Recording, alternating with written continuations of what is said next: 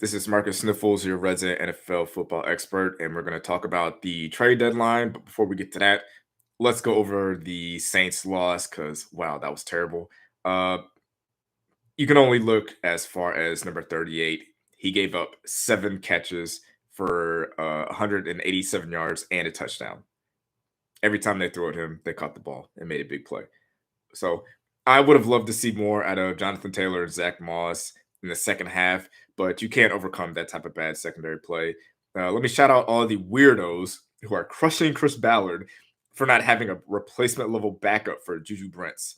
My boy Colts fan 1116 from Twitter, you can go ahead and follow him for putting out this banger of a tweet because who was Ballard supposed to bring in this offseason? Like, we expected Isaiah Rodgers to be here, and we drafted 3 cornerbacks in the draft. So, like, what was he supposed to do?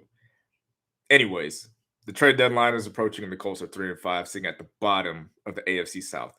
It would make sense to be a seller, right? So, I have 3 potential trade ideas. Number 1, I love Kenny Moore and his story of going from an undrafted rookie to making it to the Pro Bowl and getting paid. But he is in the final year of his contract and hasn't always had the best relationship with the front office. The Colts should at least talk to Kenny and ask him if he wants to stay or go to a contender. I would love for him to stay, but I'm not going to be mad if he wants to go to like Philly or Buffalo and we get a 3rd or 4th round pick for him. I'd love to see what we can do with the tight end room. Ogletree is young and looks special as a receiving threat, and he's getting better as a blocker. Granson has proven to be a reliable receiver and fits the offense. We're all excited for Jelani Woods to return, and Will Mallory is a solid tight end. That's 4 tight ends that are still on the rookie deals. So my trade option at number 2 is Mo Alley-Cox. He has 5 catches in 8 games and has been paid. He's a player that is not producing based on his pay.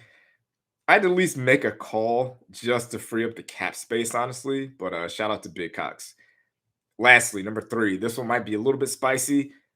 Yes, he's still coming off his back injury, and he's getting back, back up to full speed. But what is Shaq Leonard's trade value? I mean, if he's not creating turnovers, is he making an impact on defense?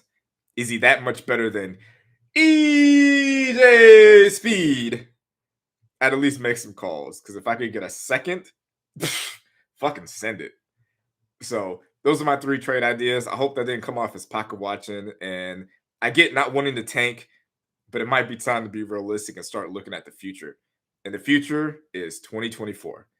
Anthony Richardson, Jonathan Taylor, Michael Pittman Jr., Josh Downs, and with the next pick of the 2024 NFL Draft, the Indianapolis Colts select Marvin Harrison Jr., wide receiver from the Ohio State University. The prophecy will be fulfilled. Go Colts. Thank you for watching the video. If you've made it this far, drop a like, subscribe so you don't miss any videos like this one.